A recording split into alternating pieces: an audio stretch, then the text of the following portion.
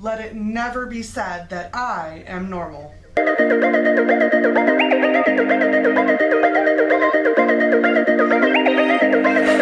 Hi guys, and welcome back to the vlog. I'm really excited to have you guys here today because I'm going to be doing a bookshelf tour, which is kind of exciting. If you follow me on Facebook or Instagram, then you have seen a few pictures of a couple of like the overall shot, as well as a couple of my my favorite shelves, we'll say.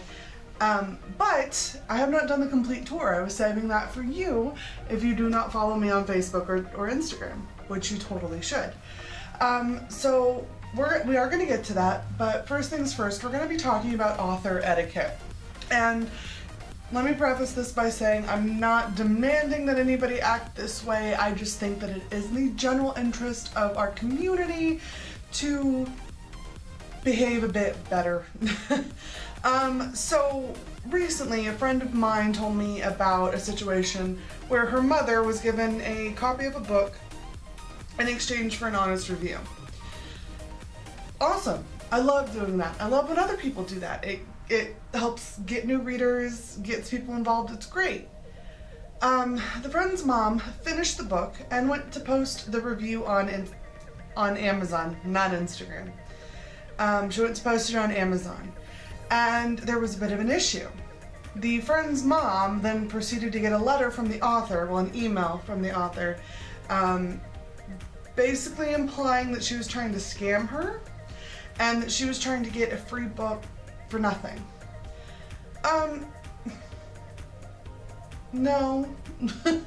No. There's a big issue in our community with authors thinking way above themselves. Does that make, I hope that makes sense. There's a lot of authors that are potentially very good authors, but they think that they're like gods or something. And I mean, I guess technically we are gods of our own little universes, but we're not gods. We're people, just like our readers are people. And when an author acts that way, it makes the rest of us look bad. When we as authors give our books to readers, we're saying, here, this is my baby, this is my life. I want you to look at it. I want you to read it, and I want you to love it. If you don't love it, that's fine. I love it. It's my baby. It's not your baby. But whatever. Readers don't owe us anything. They don't. Once we give someone a copy of our book or we sell a copy of our book, it's out of our hands. We have no control over the situation. And for some of us that are control freaks, that may not necessarily be good, but it is what it is. We as authors owe everything to our readers, but our readers don't owe us anything. And a lot of us seem to be forgetting that. Like, yes, we have talent, we have moxie to be able to put our words to pages and put them out there for the world to see. But that doesn't give us a license to be an asshole. It just doesn't. And I wish more authors knew that. We don't have a right to say, well, what did you think of it? Huh? You have to tell me. It's, you know, I gave you a copy or you bought a copy, you have to tell me. There's no written rule that says that. There's not, I'm sorry.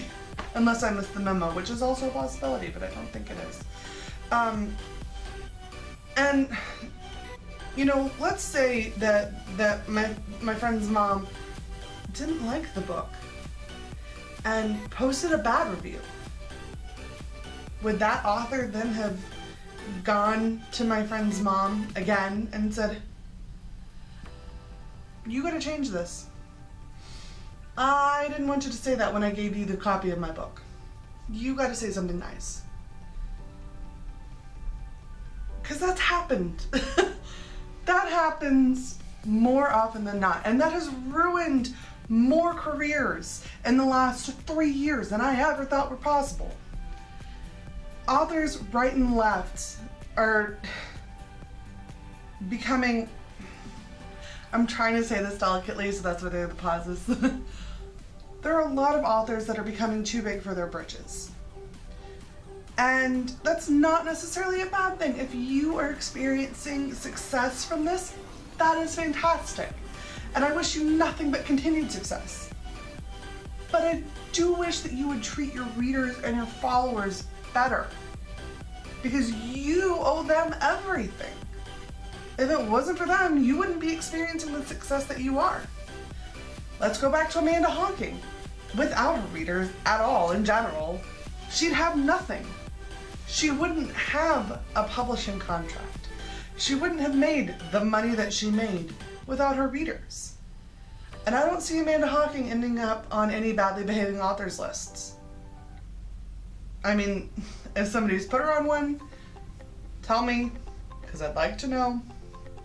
But I don't see her on anything like that. In fact, I don't see a lot of people on things like that because they're treating their readers better.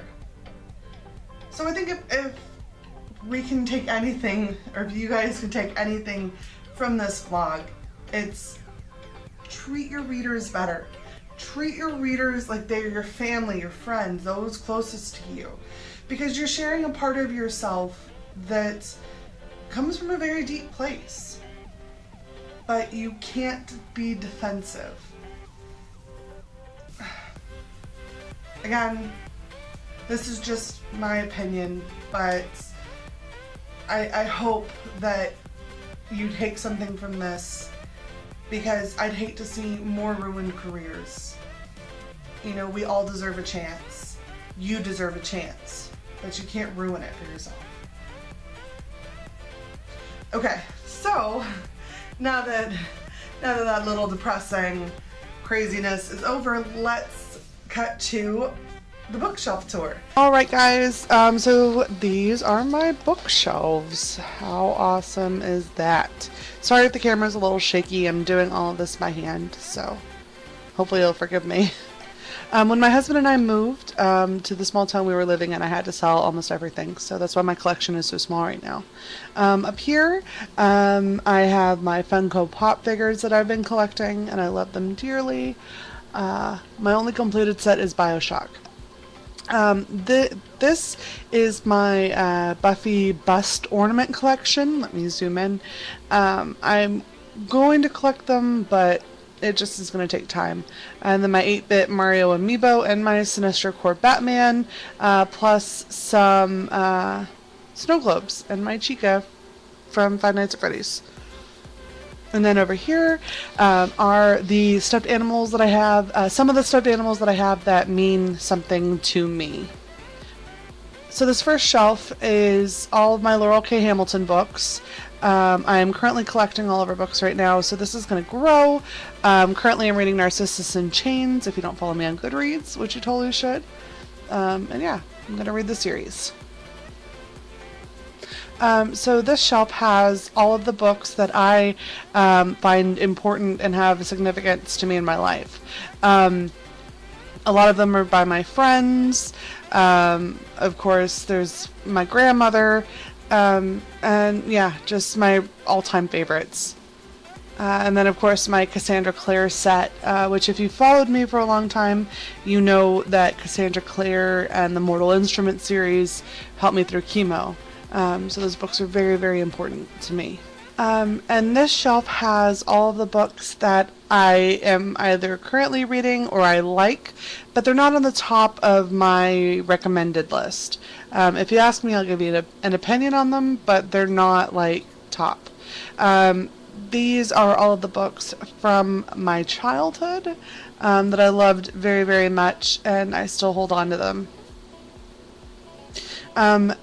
This shelf has all of my reference material. I think it is very important, no matter how long you've been writing, to hold on to reference material. Like I have guides to self-publishing. You can see my vampire encyclopedia. Just really, you know, good books to have on your shelf for different situations. Because it's always good to have something to help you. And then those are my soap books. I use them when working on my stuff, and then my cookbooks. We don't have to worry about that. This is my current to be read shelf. I mean, my list is much longer, but those are the books that I own that are on that list. These are my gaming walkthroughs and just stuff that I have that doesn't matter too much. These are my religious books. I am a practicing Wiccan, so I have those. This is my current manga collection. I highly recommend Mars, which is a really good series, and I'm also in the process of collecting Boys Over Flowers, which is really, really good, and I definitely recommend it. This is just miscellaneous books. Some are to be read, some not. I have, of course, Steven Universe books, which is an amazing show and I recommend it, and those are my journals.